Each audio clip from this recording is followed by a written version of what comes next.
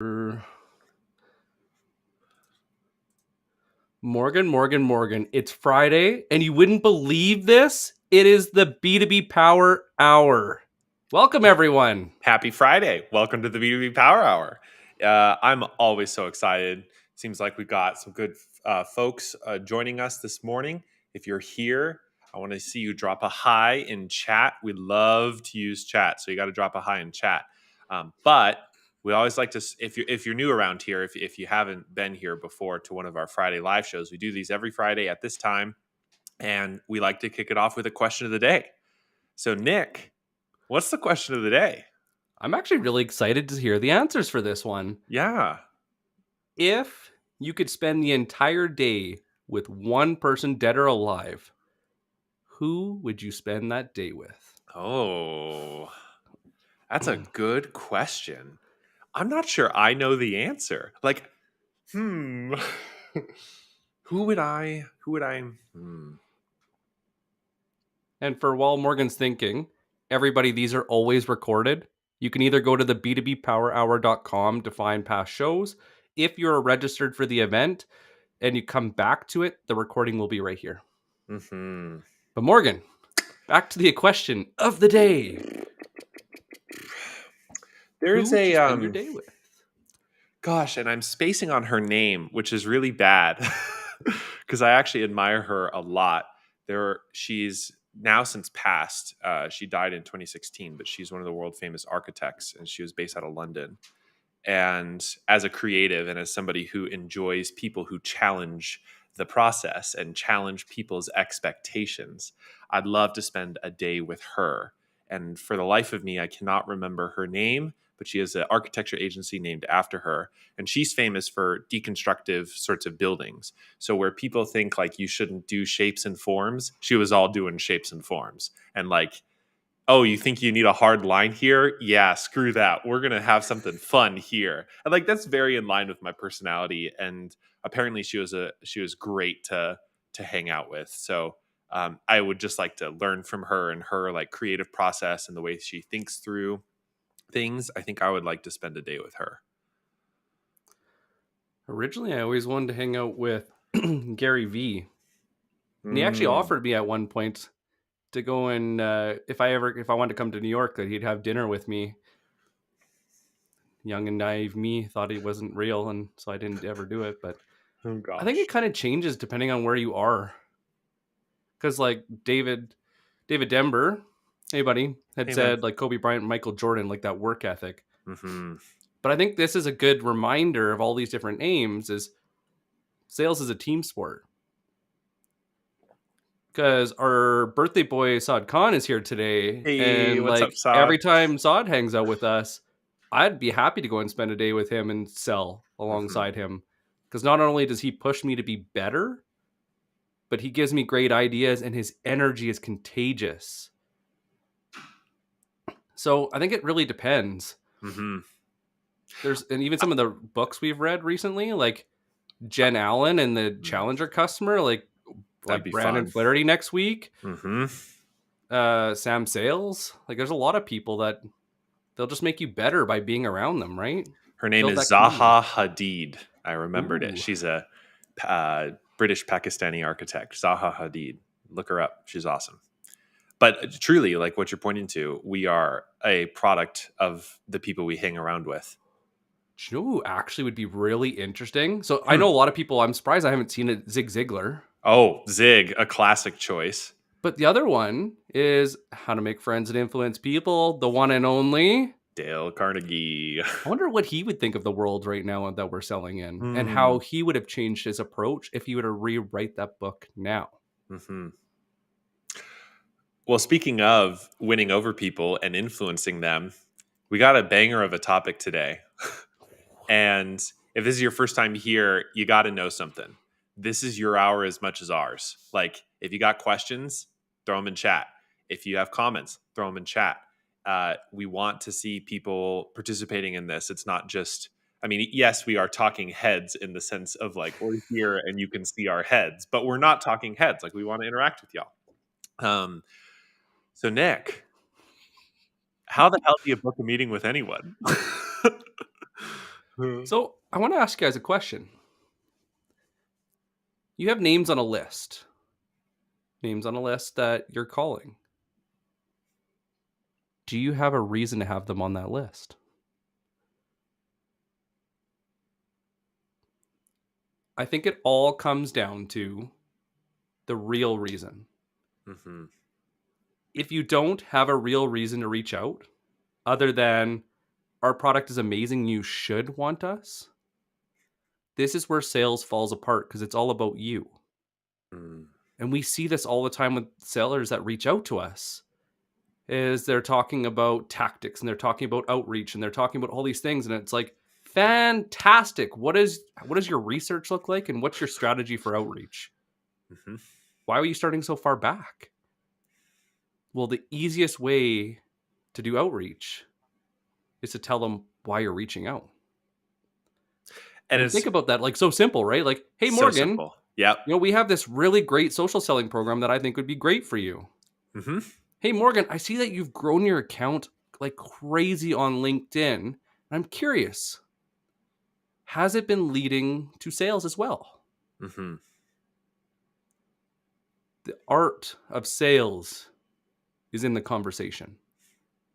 If you guys want to see this done really well, Stu Heineke, Mm-hmm. with how he uses memes and like cartoons, Mm-hmm.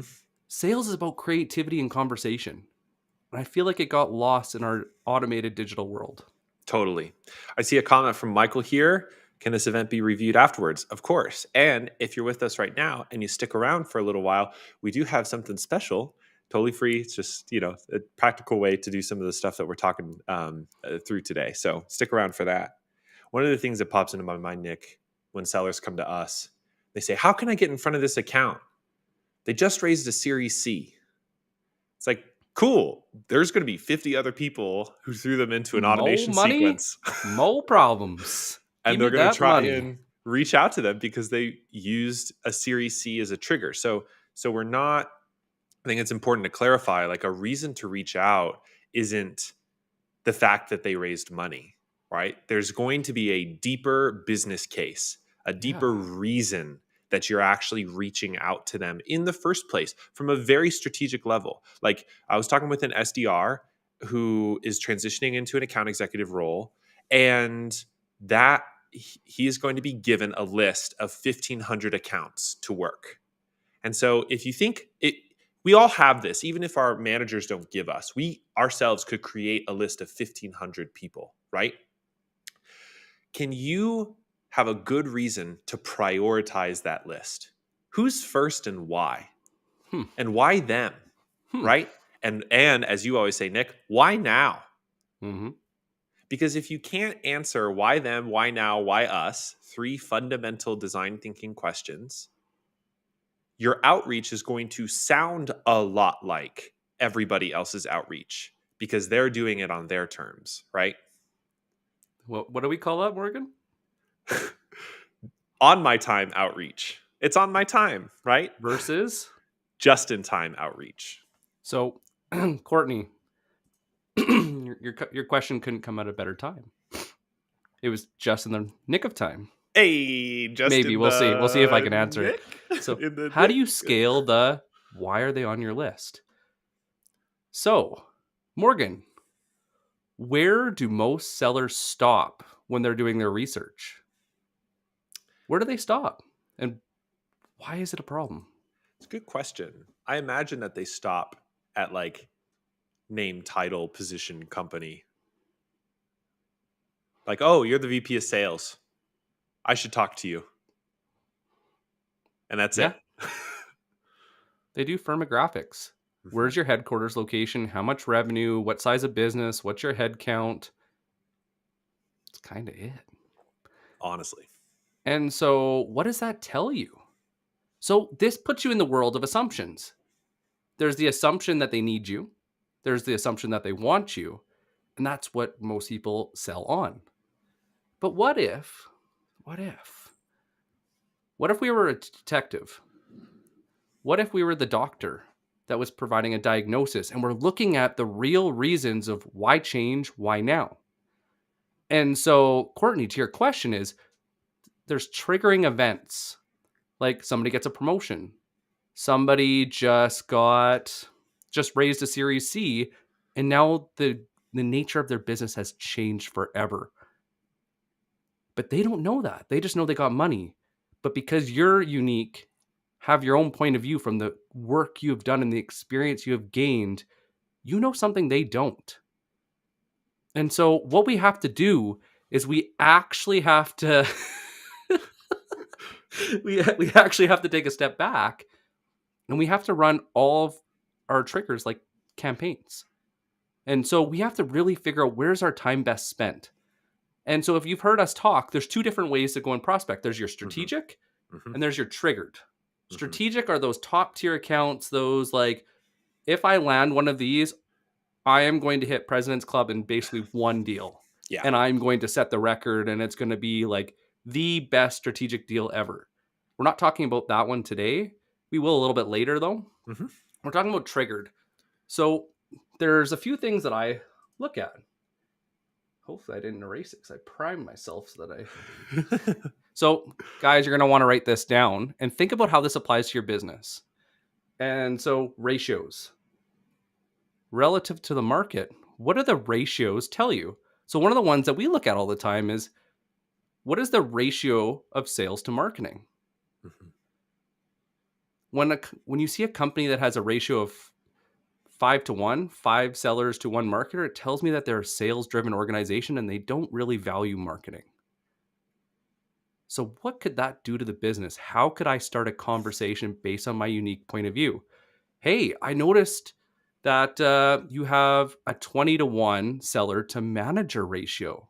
Mhm. What does that tell me? And what might happen if you're not careful in the next couple months?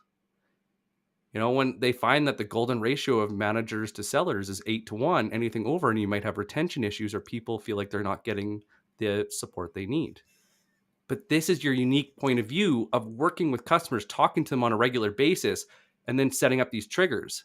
And these triggers are really easy to be set up in Sales Nav. And so all you do is you do a save search. You take those very basic things that we talked about, your industry, geography, headcount, funding, technologies. What are those basic minimum requirements that they need to be? That Mhm. is your list. That's the bare minimum. Now, over top of that, this is the triggers. This is Mhm. those events. These are those moments, those mental shortcuts that people realize that, oh crap, like good enough is no longer good enough. They're looking to make a change. They realize there's a problem. Another one is rates. Hey, Morgan, I saw that you guys haven't hired over the past year, but you just suddenly hired 15 people. I mean, you got to think about, like, what is that telling you? Mhm. Or, And hey, especially like, and especially if like they're hiring. I mean, think about this. They didn't hire anybody, and they just hired 15 new people, and 10 of them are product engineers. And the company you work at sells a product that helps product engineers. That's interesting, right? You're like, oh, they're investing in their product engineers. And also, we know from other companies or from talking with other customers that product engineers often encounter X problem, and we solve that problem. So now the outreach isn't just, you have money, buy my stuff. It's, you just hired 10 new product engineers. That's super interesting. Also, we just worked with 13 other companies that went through the same thing, and their product engineers encountered problem X. We help you solve that. Worth a call? hey, I saw you just hired 14 engineers. Mm-hmm. Normally, this happens when you're launching a brand new product, but I saw that you haven't hired sales yet, and I'm curious. How are you going to launch Yes. this new product? But this Yes. is diving deep into the trigger, the reason, the root cause. Businesses make investments. There's a root cause. Nobody buys a hammer. Nobody buys a software. People buy things to be put into their process. Mm-hmm. Hopefully not to go and just, change the fact they don't have one, but Right. you have to go into this. And then so like another one is rank. Hey Morgan, I went and looked at your company, and you, out of the 100 people that work for you, 55 are using LinkedIn actively in the last 30 days. I got to ask, how are you doing that? You're in the top 10% of companies I've ever seen. Mm-hmm. Or you could use G2. Look, when I take a look at your competitors, they're outranking you in their reviews. You just got hit with, 3 1-star, 2-star reviews. And it seems like you're selling a customer service suite. It seems like one of the problems is getting a hold of your reps. Are you seeing that problem? Is that something that you've noticed? Right? Because you're trying to clarify more than just, you have money, buy from me. This is where you go from static lists. Mm-hmm. The static list is that bare minimum. But what we do is we layer on campaigns to make it dynamic, to give you a reason to reach out. And when you automate this with Google Alerts, with Sales Nav and saved searches, then when you go and do your time block every day, they're automatically populating and you have accounts to go and run with that week. The other ones that I look at all the time is raises. So they raised a Series B. What would they not be expecting, or what changes in their company at that level? It's not about the money. Mm-mm. If you make it about the money, you will lose every single time. Another really common one that I see a lot of people just totally miss the mark on is recruiting. Hey, I saw that you just hired a sales enablement person. Buy my stuff. Yeah. Hey, Morgan, I saw you just hired sales enablement. Normally, when the leaders tell me when they hire this role, content is playing a bigger role in the company. And I'm curious, is it content on the top of funnel or the bottom of funnel? Mm-hmm. Trying to identify, you're basically doing discovery, pre-discovery. You're like, hey, how does this sit for you? What's going on here when you're doing your outreach? It's the why change. Mm-hmm. What changed? We've identified the why now, but it's the why change. And all you're doing, and Will Allred talks about this all the time, Mm-hmm. it's what is the observation and what is your unique point of view of why that's a thing, Mm-hmm. why that's a problem, why that matters. And Mm-hmm. then all you're doing is judging on curiosity. Now, somebody had asked a really good question, and I want to go and answer it.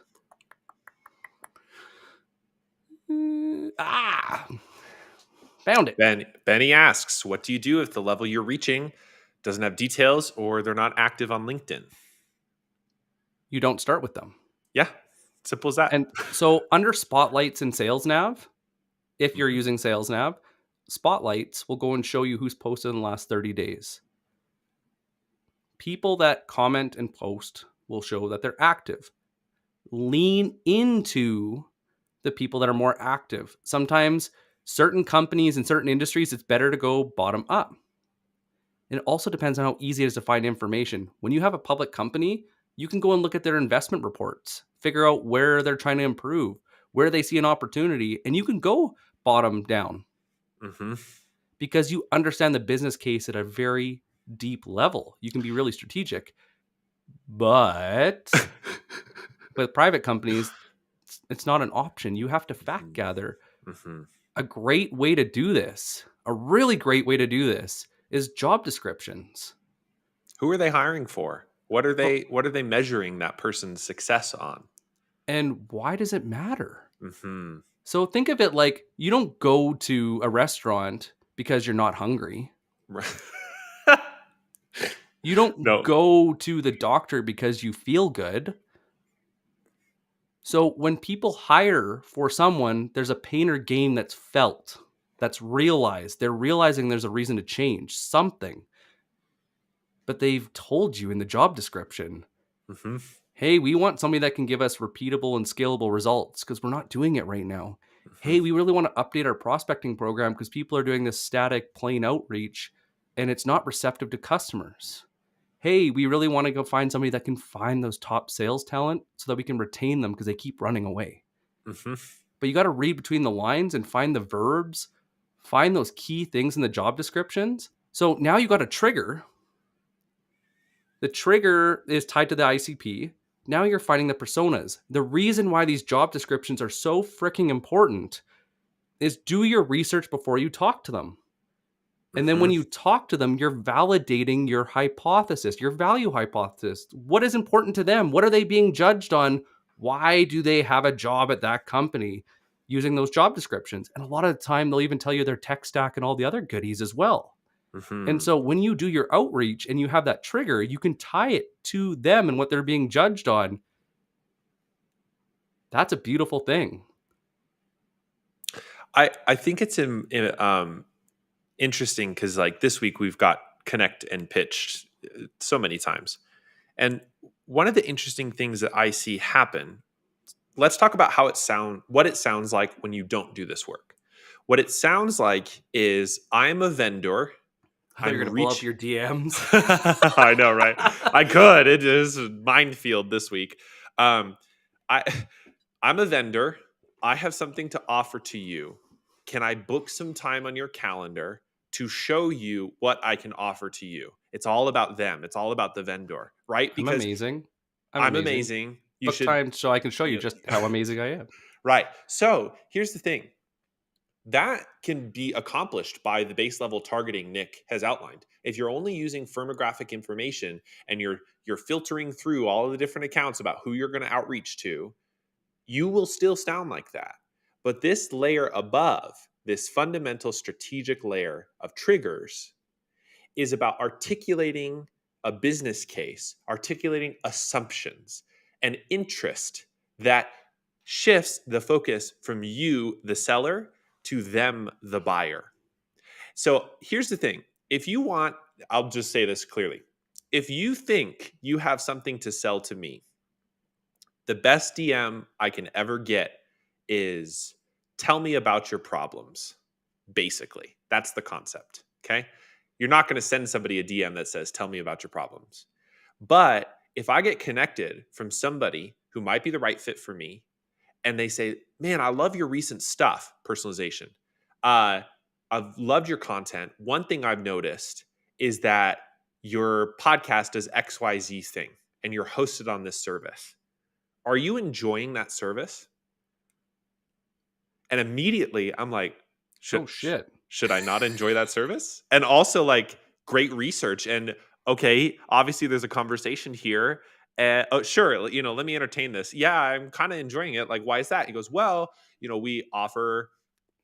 Well, one thing we see when we work with podcast, this is the trigger language. One thing we see when we work with podcast hosts like yourself is that they struggle to do why.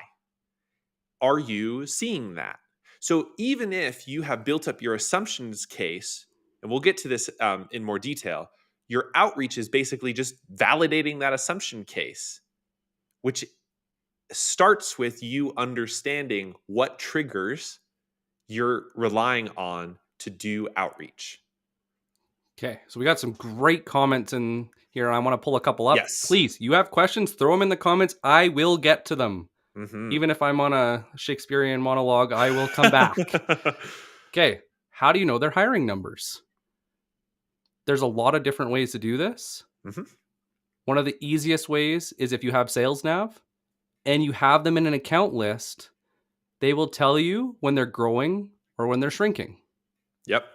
If you scroll down on a company's profile, when you clicked on the company, you're scrolling down the profile, it'll tell you their growth rate. And I believe if you have premium, it might even show you on their company page just in LinkedIn. I believe that's true. I think. But if you're inside Sales Nav anyways, it's the easier way to do it. Because I normally just stay in Sales Nav when I'm working so that I don't get, Hmm. have a squirrely moment of like, ooh, Yeah. that's interesting, and then waste time. Yep. So I go and use Sales Nav and it tells me. It'll Hmm. also tell you by what division. If you scroll down, they'll even break it down. Is it sales, engineering, marketing, business Hmm. development, and how much, and Hmm. trends over 6 months, a year, and more. Hmm. Okay. There was another good one. Oh, Brian asks, so even if you've got the perfect why them, why now, and why us, why would the prospect want to talk about what's going on in their business to some stranger on LinkedIn? so It's great. there's two kind of mindsets when it comes to life. There's growth, where you think that you can learn things like brand like new, you're always growing and there's always more to be found or discovered, or like you're not stuck. And then there's the people that have this scarcity mindset where they believe that people are born a certain way and that's all there is to it. Hmm. This shows up in prospecting when people, if you've hit a really, really good why them, why now, Hmm. and why us isn't even relevant yet. Yeah.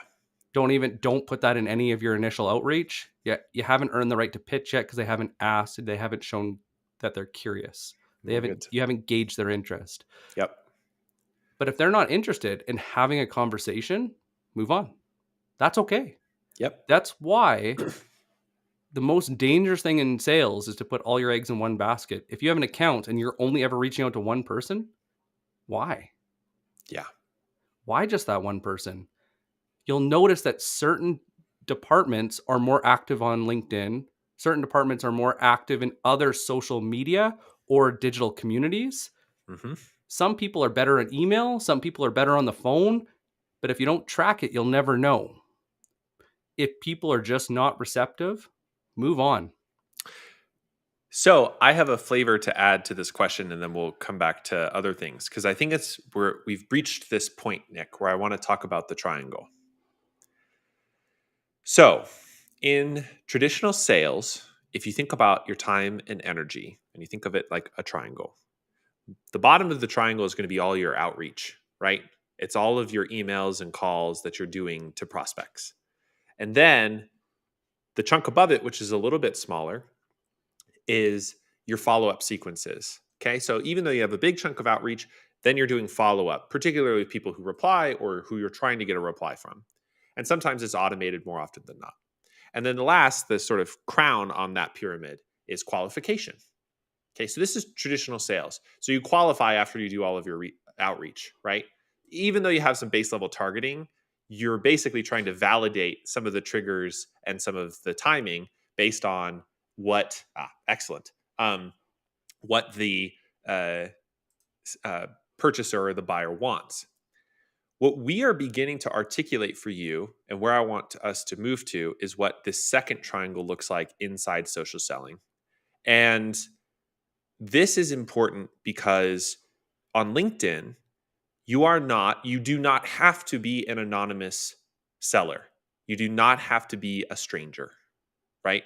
So the top of social selling is warming up accounts.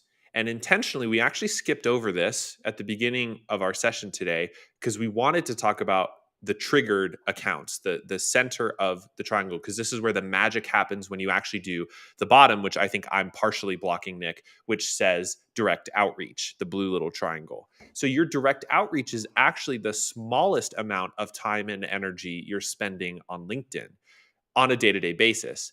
You're actually spending most of your time warming up accounts and the second most amount of your time looking for and working with triggered accounts.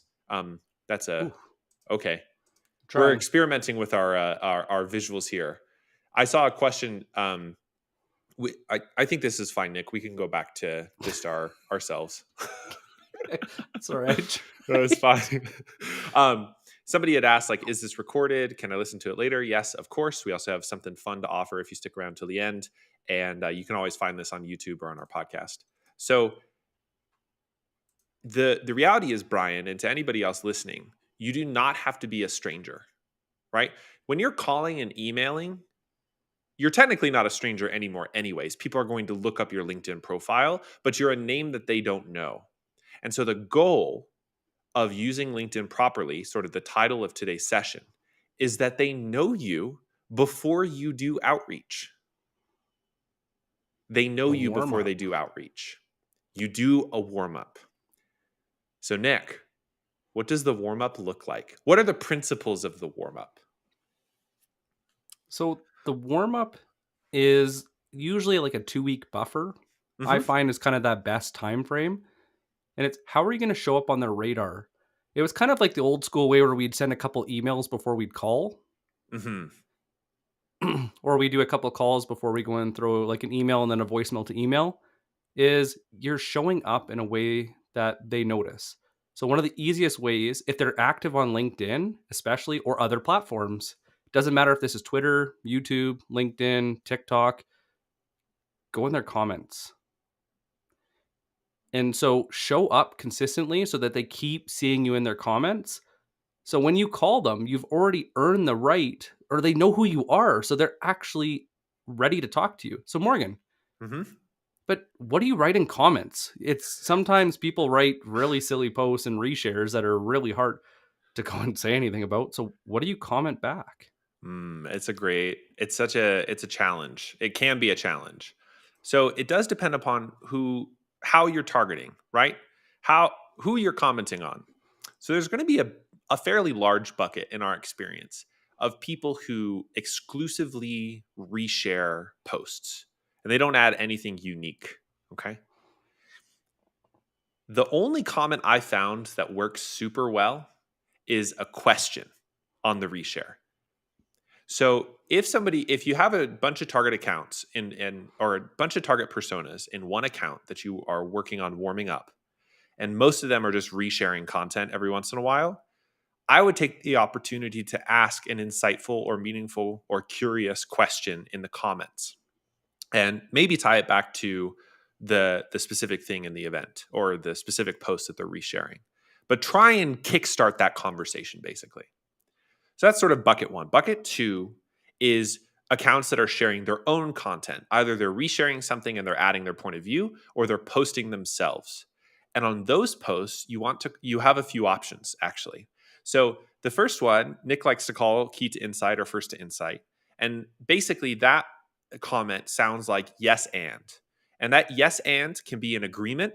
You can agree with the post and share something meaningful or insightful from your perspective, or it's a yes and that disagrees with the post and you are sharing your own perspective or insight. Okay. Second option, of course, is the question again. Ask something about the post. Third option can be tricky, but it's called the joke comment. So you make a joke. If you're not great at communicating humor through text, this is going to be a harder one to nail. I found emojis help a lot in communicating intent, especially if you have a sarcastic sense of humor like I do. I do, Nick, right? Same. Yeah, emojis help a lot. And then lastly, there can be a comment where you tag Gifts. in a peer or a trusted friend, and preferably not somebody at your own company. Like the goal, some of the stuff that we don't have time to cover today is like building your network out here, and hopefully you should be finding other people while you're using LinkedIn like this that become friends and peers, and that you could tag into conversations and add their own perspective, right? So you'll see if you follow either of us sometimes Nick commented on this or like Morgan was tagged in this. A lot of the time it's Nick or I tag teaming either of us into a conversation. And then so that's bucket two. So bucket one was just blank reshare, ask a question. Bucket two is organic content, and bucket three is the little secret hack that's called leverage. Okay, so leverage is when you put in a little bit of effort and you get a lot of results for that. It's like the little fulcrum or like a seesaw. This is when you go after influencers that your ICP accounts follow. Now, this takes a little bit of time to like nail. You I love have to this one. look you have to look at your ICP accounts. And my recommendation starts at 10 up to 20 for your first pass. And the goal is, and so you can do this over a week. You don't have to do this all at once. But the goal is to check out some profiles, active profiles of your ICPs, okay? The people who are commenting and liking. And that's not going to be everybody, but it's going to be some subset. And what you want to find are accounts that they follow that have a following. And like the benchmark there is 5,000 ish followers plus. Okay. We're not talking Gary Vee here. We're not talking No massive followers. celebrities. Okay. No celebrity influencers. We're talking sort of niche followers or niche influencers. And of course, it can be up to like 100,000, but beyond that, it's going to be hard to make this work. um, you find those followers and then you validate, do they have enough followers, do they post content that's relative to the industry, that also, and then you check out their posts, and are more of your ICPs hanging out in the influencers comments? So it's not just this one profile you checked, but are your ICPs hanging out in the influencers comments? Because now guess what you can do? So first thing, of course, is you can comment on the influencer's post with all the options we talked about. That's great. That's leverage. That shows up in the algorithm and people see it. But you can also reply to other people's comments that are your ICP with And the this same is the options. magic. This And is I where it will say, happens. I'm okay at this. Nick is a master at this. Like I can kickstart conversations plenty well, but Nick has this nailed to a science. So if you see him ever on on Florin Tatulia's content or anybody else's, you'll see Nick isn't commenting on Florin's post. Nick is jumping into the comments and finding somebody in our ICP who has commented and striking up a conversation with them Not pitching. and not pitching. So, should we talk about vampire sales right now? No, or just Oh, before we go into it, I okay. figured out 2 other hacks to go and do this Okay. because Yes. certain industries are really hard to find influencers, Hmm. and sometimes it just takes a really long time. So Hmm. 2 of my cheats to go and figure this out is what trade shows or conferences are really popular Ooh. and who's speaking at them. Hmm. And not necessarily the keynote, but like who are the other smaller, and filler isn't fair, but they're the more niche speakers. Yes. Those are your gold. The other one is what are the top podcasts in your space? Who are the hosts and who is speaking at them? Now, this is a like even bigger hack because what I do a lot of the time, and Jen Allen kind of spilled the beans on this yesterday, but what I love to do is I actually go on to Spotify or go on whatever one, and I just go and type in their name Mm. and I look for the most interesting podcast that's outside of their normal content, and I find something interesting that was like that aha moment for me, or that like, wow, I never thought about it that way, and then I go and turn it into a question in a DM or in a personalized invitation, and I am like 100 for 100 on that. And the important thing to remember about all of this doesn't sit in your direct outreach container. And this doesn't even sit in your triggered account container. This sits in your warm up container. The Hmm. purpose of warming up accounts is so that you're not a stranger, right? No stranger danger. No stranger danger. You're not an anonymous. what Oh my what did gosh. the Brooklyn say the other day? Like, can you get out of my dock? Yeah. The anonymous badger. Anonymous badger. Yeah. You're giving me anxiety.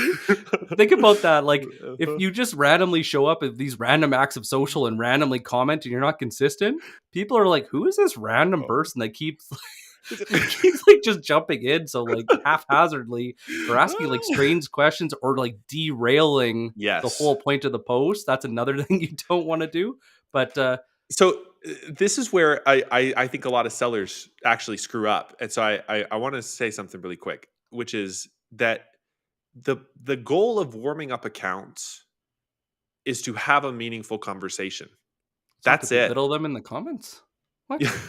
Or I pitch know. them? It's crazy. I know it's crazy, Nick, but it's genuinely to just connect with somebody. Like if you we make this too complicated, I think. If you are at an in-person networking event that like one of your local entrepreneurship groups or one of your local networking groups put together and you went around to your target ICP at that networking event and you said, "Hey, I'm Morgan. I sell this. Do you want to buy from me?" Like that's ridiculous. We know that's ridiculous. So The why are we drive-by doing business cardings? yeah. Just But taking sticky notes and slapping them on people's foreheads. Like, you should buy from me. Like, that's what most of our outreach is when we don't warm them up and we don't have triggers Mm. because we're just saying, you have money, you should buy from us. Like, that's right. That's it. So, the goal of warming them up is not to close them, it's not to book a meeting, it's not anything except having a meaningful conversation. And to think about it this way. A lot of outreach,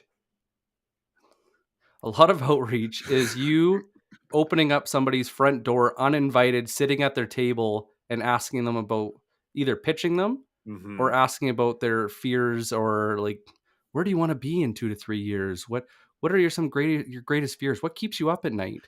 Yeah. The whole warm-up procedure is getting invited into their home, invited in because you're trusted to have those bigger, deeper conversations that move the dial for them in their career or for the business. Hmm. And I think this is something that got lost in digital and with automation is we Hmm. forgot it's about building it's having conversations and earning trust at scale so that people are willing and want to have those deeper conversations. And this is where we call it the rule of three comes in. Hmm. So when do you move to a DM? When the hell do I go and Have a send them a conversation. connection? Yeah, a connection request. Uh-huh. Yep. Well, think about it like a round trip. If you go to a coffee shop, you see somebody once, are you going to ask for their number? Maybe. I don't know. I don't I know mean, how long you talked. Maybe you did.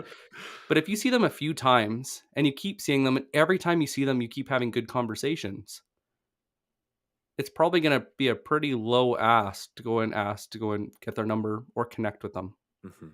So think of it like round trips. If I comment on Morgan's post, he comes back with a question, and we go back and forth 3 times, 3 round trips. The door is open. You're open to go and move it to a connect. The connection request, you can either keep that conversation going, Mhm. thank them for have the conversation in the comments. It's not your invitation to pitch. No. And then move it to the DMs. The DMs is when it's private conversation. And this is where you can start asking bigger, harder questions that are private. So think of your discovery questions. Which are those lighter discovery questions that you want to know to determine if this is a good deal to prioritize right now, or if this is even the right person to be talking to? Because this is where you can then ask, doesn't sound like this is on your plate. Who do you think would feel left out if I didn't go talk to them about it? Like, just ask a question, make it fun. Don't ask the same shit over and over.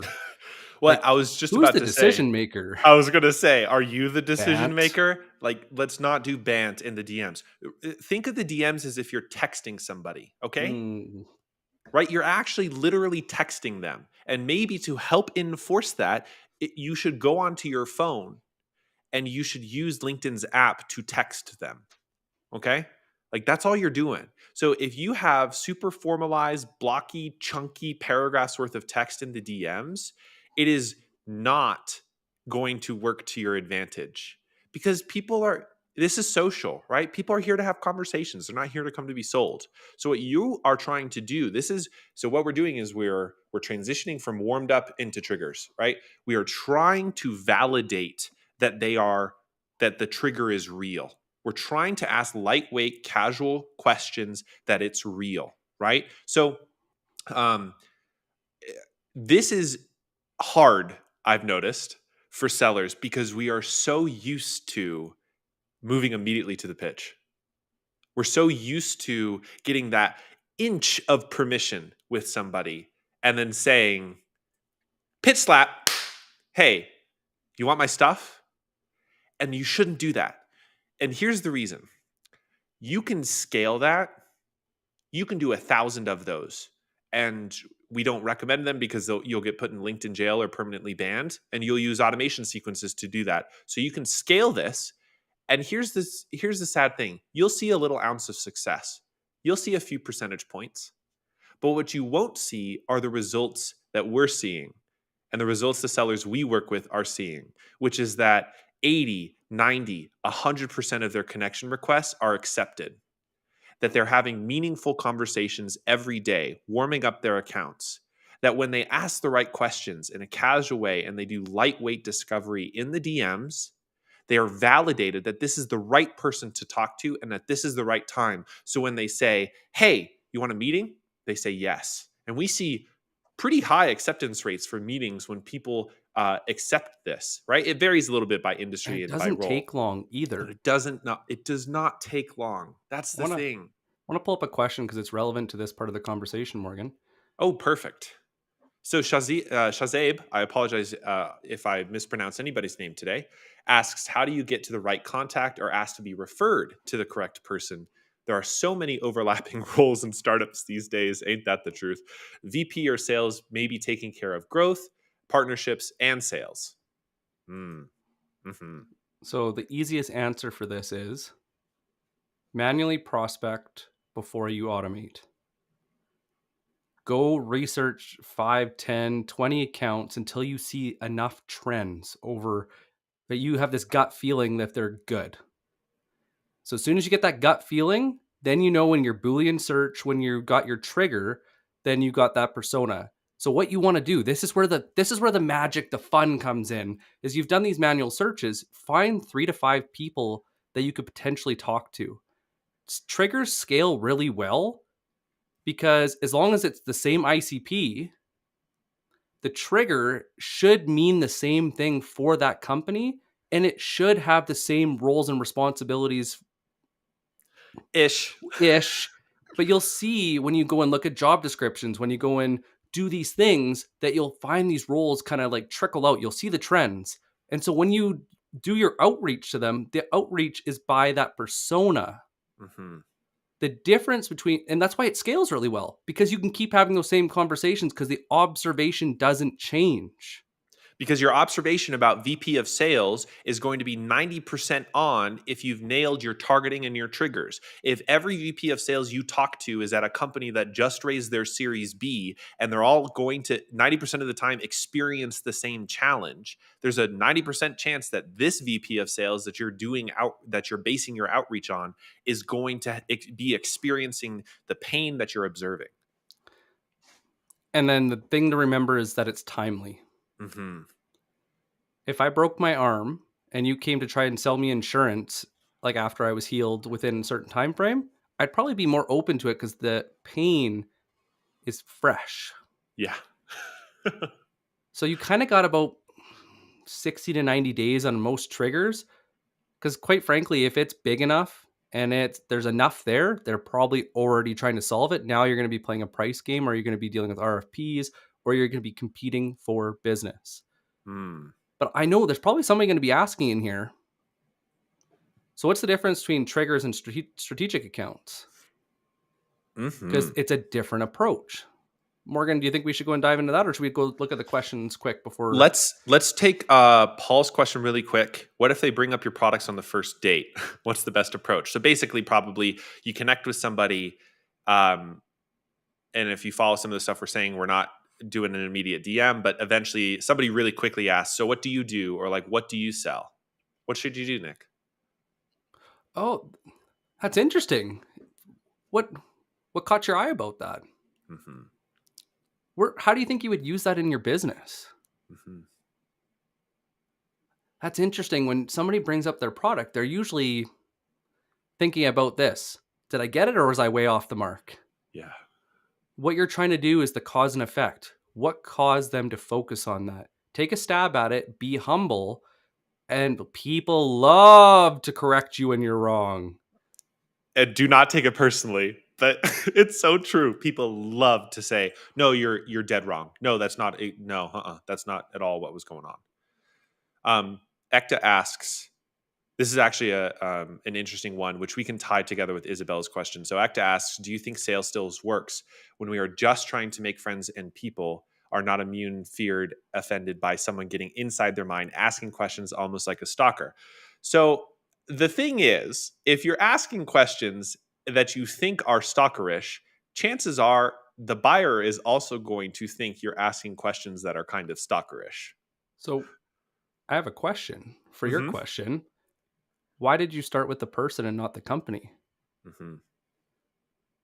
Business is about business. Friends are about friends. Friends are people. Businesses are made of people, but businesses have business cases to make investments to avoid loss or to go and realize a gain.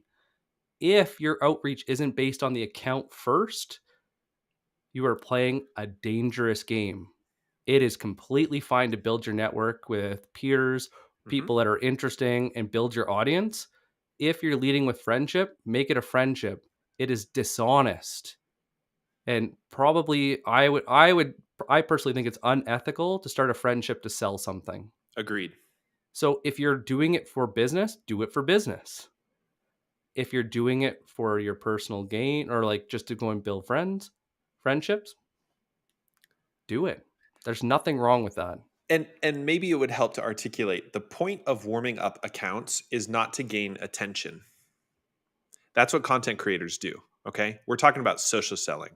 So you're a seller out here on social, and you're trying to figure out how to prospect effectively and how to book a meeting with somebody. You're not just creating content so you can get attention. You're not just creating comments so you can get attention. The point of all of that is you're trying to build credibility. So if you're Mm. building credibility through your warm-up exercises, you're basing it on what Nick said, which is about the account, the business case, the connection. You're not trying to get their attention. You are trying to build rapport and trust and credibility and all the rest of that. But it is very important not to confuse those things with let's be friends, right? Because Yeah. if it's let's be friends first and then it's a bait and switch, people will shut off. They'll be like, nah, I'm not interested in talking to you anymore. And we've had So that happen. I'll be honest with you. Like we have been subject to that before, and it doesn't feel great from the buyer's perspective. I've been thinking about switching niches Oh, since my yes. current ICP isn't active on LinkedIn. What are your thoughts about this? What the first step be to network with new ICPs before doing a profile overhaul? I love this question because there's a real easy way to know if you're off base. People don't all use LinkedIn, and not everybody is as active on LinkedIn. Some people are more active on other platforms. It's our job to figure out where people want to have those conversations. That's all sales is, the right conversation with the right person at the right time and the right message, right? Yeah. It's conversations. It's all built on conversations. So if you're finding when you're doing your outreach and you're getting below a 30% accept rate, what that's telling you a lot of the time is you're not credible. They look at your profile and they're going, they're just going to try and sell me crap. Yeah. It's usually your messaging, yes, can have a big part of it too, but a lot of time they're looking at your profile. So, who are big influencers? Who are the best salespeople? Who are those people that are showing up in those digital communities that are trusted, that are followed by the influencers, that are easily having these conversations where you want to be? What's the same about them? What are the core topics that they're always talking about? Who are they talking to? And do this reverse engineering and start building your profile based on that. Make yourself approachable, make yourself credible. You don't need to recreate the wheel. Mm-mm. And then what's your first step to network? Influencers. Always. Get in their comments. Start with just a comment on the post and then go through the comments. Don't look at what people are engaging with. What questions do they have? What do they find interesting? What posts are getting the most engagement? I wonder why this role finds that engaging. What could be going on in their business that makes this interesting? I wonder if it's because of their business, or is it their role, or is it them? And so what you're doing is you're distilling this down into the root cause. Why change? Why now? When we're learning, we're unlearning something. We want to make a change. That's hard. That takes effort. So if we're wanting to change, something kicked us in the ass to go and make that change. So what was it?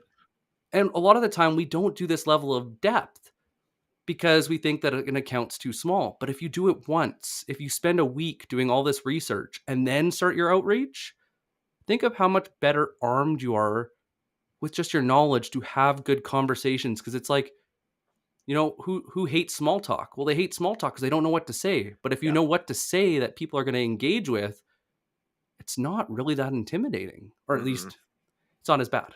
It's not as bad. And even Kate asks this: what approaches do you take to make sure that your messaging stands out to the potential prospect? Ooh, good So one. I just want to revisit some of the fundamentals we laid out here and the common mistake, because we attended an event earlier this week that we were at, and I got plenty of automated pitches off of it into my DMs, right?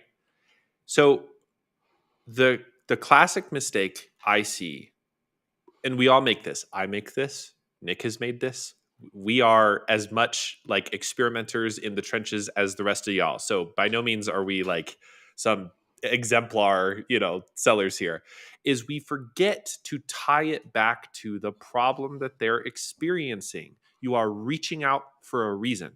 So Jordan Crawford, friend of the show, always calls it avoiding the ditch. Okay. You could also talk about a doctor's office. It's sort of the same scenario. As the seller, that there is a problem they're experiencing, or that they will experience a problem. That's your trigger. right? That's something's going to happen here that I need to reach out about. Somebody comes into my office, I'm the doctor, and they're experiencing pain, but they don't know what to do about it. Okay. The third analogy, because I'm just grasping for analogies here, is Princess Leia. Help me, Obi-Wan Kenobi. You're my only hope. Okay. That's going to be a very small percentage of your prospects. But like, again, that could be somebody out there being like, what do I do about this?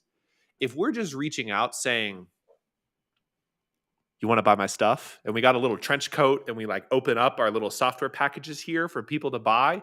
That's not being the doctor. That's not being Obi-Wan. That's not being helping somebody avoid the ditch that's coming up while they're driving. So, Mm-hmm. from a fundamental level, we have to make sure that that's nailed and that we can experiment with that and that we can make sure we have the problem nailed. And all we can do, and we don't have a ton, we've talked about this previously in other live shows before, but like, you can use social listening. You can leverage your comments. You can leverage your content. You can do conversations. You're building a case. You're building I don't know, like a business case or a mental model about what they're experiencing through all of your social listening, through all of your engagement strategy. So I don't know, Nick, if you have other things to help Somebody refine. calls you. So everybody keeps telling me prospecting has changed. It has not changed. What has changed is the amount of research people are doing because they have access to phone numbers and emails, and they just do lazy approaches because they have access. Hmm. But what has not changed is, why are you calling me? Who are you? And why should I care? Most sellers miss the why should I care? Why should I care? Yeah. What's in it for me? Because really, if you're saying, hey Morgan, I offer the I'm an expert in digital LinkedIn marketing lead services, and you should Oh go and God. buy my services, and let's book a meeting to go and set up how you can buy my services. It's There was no trigger. no, There there's no was reason. no there was no why change. There wasn't a reason of why now other than it was on my time prospecting. Hey, I pulled a list and it said that you have a business in a heartbeat, and because you have a heartbeat, I thought I would call you to see if you wanted to buy my crap. I think it's amazing. I called myself an expert, so you should want to buy it because of my self-proclaimed expert status. Yeah. This is what's going on in prospecting, is there's no legitimate reason to reach out. Hmm. When you add these layers in, you create good conversation because the fact there's a reason to call in the first place. Yes. I will say, when you get good at this, like Florin is amazing at this, Hmm. is when you've done this with enough repetition, you can make assumptions without having to have a trigger. Yes. But this is something that the best salespeople do, and it takes time to develop. You know, once you've talked to a couple hundred VPs of sales or managers or whatever, you can make the assumption, hey, when I talk to leaders like yourself, one of the biggest things on their mind is retention and how the heck they're going to keep those key people so that they can maintain their growth. Hmm. Is that something that's top of mind for you right now? Hmm. But once again, it's an assumption based on a unique perspective with a are you curious? Gauge interest. So I want to answer Jacob's question before we conclude our time today. If you're with us, we put together a fun little free guide about how to do all the stuff that we talked about today, plus some extras. And you can find that on our homepage at b2bpowerhour.com. It's just like, it's the title of this, just like how to book meetings without pitching. And it's got all of like the how to's, like the sales nav thing and the social listening thing and the comment types and all sorts of examples. So if you want that, you should just go to b2bpowerhour.com. It's on our homepage under our header, and you can find it there. We'd love to, if you want a copy, if you want some additional help, please, go there and grab a copy. Jacob's question: how direct should you be if you're pitching a lead that has a trigger? Great question. If I saw you came out of the superstore and I said, hey, it seems like you like to go and buy groceries. I sell groceries too. Would you like to buy? What? You have to earn the right to pitch. I'm going to bring it up once more, is vampire sales.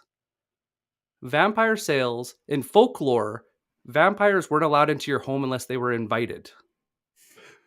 Don't be the blood-sucking vampire trying to go and bite everything that's running by you and drain them of their life and their being with your pitch.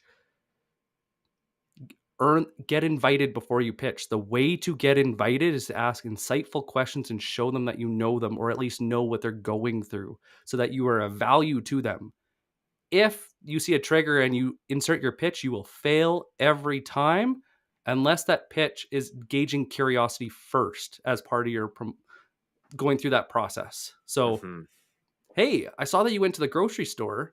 I know a lot of people right now with the raising prices of groceries are looking for options, maybe even delivered to their door.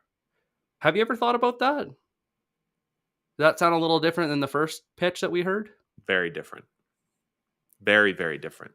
It's not a one and done. Mm-mm. It's not a two and done. A lot of times it's 3 plus. It can work fast if you ask insightful questions that show them that you know what they're going through. If you default, if you don't follow why change, why you, why, or why Why change, change? why Why now? now, Uh-huh. why you, and you default to why you, nobody cares Mm-mm. yet, because they feel like you're forcing them into something they never asked for. Start with the why change, why now, your observation. Let them naturally work into why you, and you will get it every time. Morgan? So we're at time. This is we respect people's time. So we're at the end of our power hour today. If you have more questions, and we're seeing a couple others filter through chat, connect with us, DM us. Okay, don't pitch us, but DM us. Strike up a conversation. We love to answer any further questions that you have. Um, and you can find recordings of this here on LinkedIn, this event out on YouTube, and on our podcast. It'll get republished eventually. That we'll share around probably in a couple weeks. So thank you all so much for coming today. The reason we do these power hours is, well, we like to have fun, but we also want to do them for you. We want to help share stuff like this for people. The reason we continue to do these is because people continue to show up like yourself. So thank you again so much for all of your questions and insights today. I hope this has been helpful. And Nick, any last words? It's 2022. It is time for sellers to stop suffering in silence. We have these digital communities. You have us. You have the people in the chat here. If you need help, you do not need to buy anything to go and get help. Just reach out, make it a conversation. Don't pitch us. If you need help refining your pitch us and say in the bottom, hey, tear apart my pitch. Yeah. Give us some guidance, but we're here to support you guys. Thank you so much for being here with us in the comments and asking great questions. We really appreciate all of you, and we can't wait to see you next week. And Matthew Wicks, the name of the podcast is the same name as the show, B2B Power Hour. Find it wherever you find your podcasts. Thanks, everyone. .com. Oh, yeah, and B2BPowerHour.com. There's that too, like wherever you want to go.